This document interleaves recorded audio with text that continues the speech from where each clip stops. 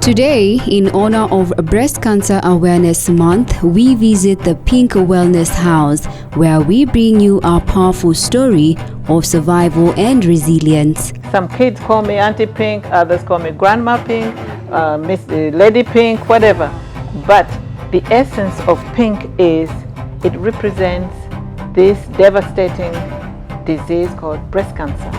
Join me as I speak with Mrs. Philippa Decuir, founder and director of the Breast Cancer Initiative East Africa, and a survivor who has turned her battle into a beacon of hope for others.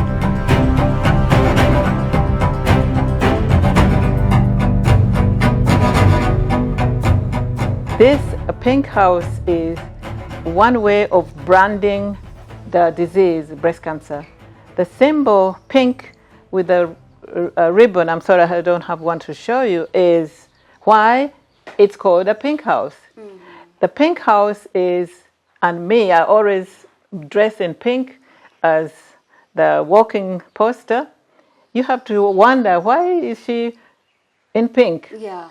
Some kids call me Auntie Pink, others call me Grandma Pink, Miss Lady Pink, whatever. Yeah. But the essence of pink is it represents this devastating disease called breast cancer. Mm-hmm. And I am going to tell you a story about Rwanda. Is one of the countries where breast cancer is very predominant, and it's one of the major women's diseases. It's sometimes it's number one, sometimes it's number two, yeah. But it is very serious issue in Rwanda. Mm-hmm. Mm. Now, speaking of Rwanda coming up there, maybe you can just tell us: did you get your treatment locally, or did you have to go abroad? You can tell us about the healthcare systems and the necessity of either going abroad, or is the treatment readily accessible and available here locally? You'll be shocked. I do not live here. Mm-hmm. I'm actually a Rwandan American. And the purpose of coming to Rwanda was after losing my sister who was living in Africa to breast cancer, because she lacked awareness, she lacked medical care. I live in America, where after my sister, I got very engrossed in finding out about breast cancer. And 7 years after her death, I got my own diagnosis. Like you said, I was one of 8 women who are likely to have a diagnosis in their lifetime. So after I got well and survived, I decided I should come and see what is happening in my country. Maybe you can just tell us, what is that one thing you can just you would like to change if given the chance, especially about how the media and the healthcare systems address breast cancer? There's a way maybe the media usually addresses breast cancer, and is there anything you'd like to change about that? First of all, I have to commend you. You being here and talking to me, mm-hmm. and the country listening to a survivor for 30 years is a big accomplishment, because out of the horse's mouth, if God and the medicine can do it for me, he can do it for anybody. Yes. The key is early detection. Early detection is the best protection. Kwisuzumisha kare niko kwirinda nyabyo. But this comes with awareness. Mm-hmm. I have actually devised a slogan. Yeah. You're asking me, how can the media help? The media can use public education, using visuals, using people like me, getting reviews, having people on the radio, talking about it, and letting people know that we have to own this disease, make it ours, so that when you see the pink lady, you say, hey, I need to wear a pink shirt when it is October 20th. Force the support. Or we can, as a business, we can adopt breast cancer initiative, and every Friday we will wear pink and talk about it, address it, right from the office, again outside into the families, into the community. Now, what I'm getting is that breast cancer is everybody's business. Yes, yes. So now, being everybody's business, you may find that somebody would be like, but I haven't been diagnosed. How is that my business? Maybe you could just shed some light. Like, you don't have to be diagnosed for you for it to be your business. So how do we make it our business? You hit it right at the right note. You don't have to be sick to be screened. Yeah. Screening or getting tested, getting regular exams is part of a lifestyle. Yeah. So that when you have a car, you drive it, then it has to be serviced. Exactly. You Yes. don't wait until it knocks down to go service. Yeah. You prevent it from the batteries and the engines breaking down. So imagine a human being from January to December, you are working, you're stressing out, you're doing 2-3 jobs, Yeah. and you forget that you're just like a vehicle. Yeah. You have to be screened, you have to be examined, you have to be advised, you have to be counseled. And we're so lucky we have insurances that pay for those free medical exams. Yeah. We have the Mituweri. Women can go to the clinic and get And get checked. well woman The and screenings. clinical breast exam. Now, speaking about, funding and that kind of support, let's imagine perhaps you were given maybe 10 minutes and you have a sit down with maybe a government official or leaders in the private sector. What is that one thing you'd like, to tell them in terms of needing that support? This is mainly a woman's disease. In the US, I belong to different organizations. We went and lobbied with the Congress people up to DC. I was among the people who went, and I was doing this because I'm passionate. I also do awareness among the underserved Americans, communities in the U.S., in Houston to be specific. Yeah. Now, with Rwanda, I want everybody to wake up and realize that we can do something. And with my honorable members of parliament, all those women, I remember visiting them in 2009, and they were very welcoming and they listened and whatever, but I would like to have a policy A policy. that specify so much of the budget goes towards breast cancer. Yeah. Breast cancer is number 1 or number 2 in Rwanda.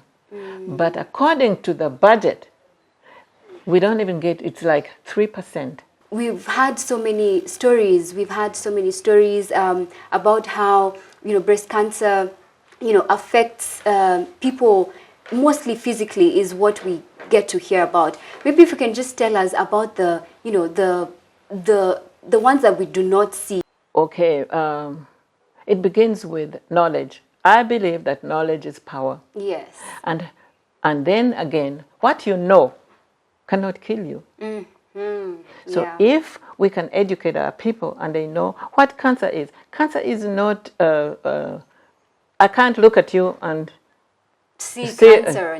and say you have cancer. It's not contagious. Yeah. It comes in the cells. So it's a disease, it's a biological disease. And it's not a death sentence. I'm here. Yeah. 30 years. If I can survive, somebody else can survive. People have to remember that in order to solve a problem, you have to have strategies. So you have to have strategies, and you have to know their risk factors, their signs and symptoms, Yeah. and the risk factors, most of them, you can deal with them. For instance, smoking, alcohol, lack of exercise. We have car-free day now. Overweight, the eating, the diet, the lifestyles, so much. like that. But breast cancer is a very serious and devastating disease. It affects you physically, mentally, spiritually, and above that. So you have to be strong. You have to listen to your doctor. Yeah. And you have to believe that it's a disease, not as what do you call it? Uburozi. Witchcraft. Witchcraft and things like that. Yeah.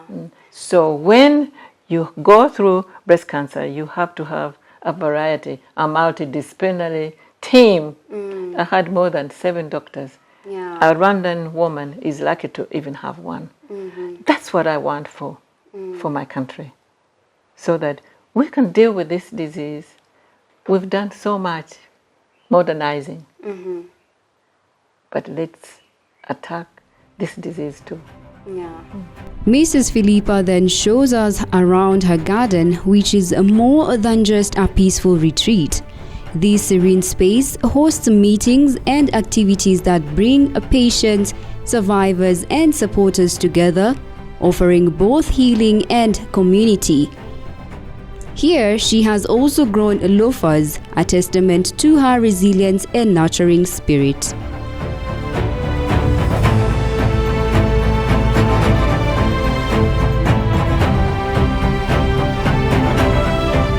As we walk through this corridor, each step brings us closer to the heart of the fight against breast cancer.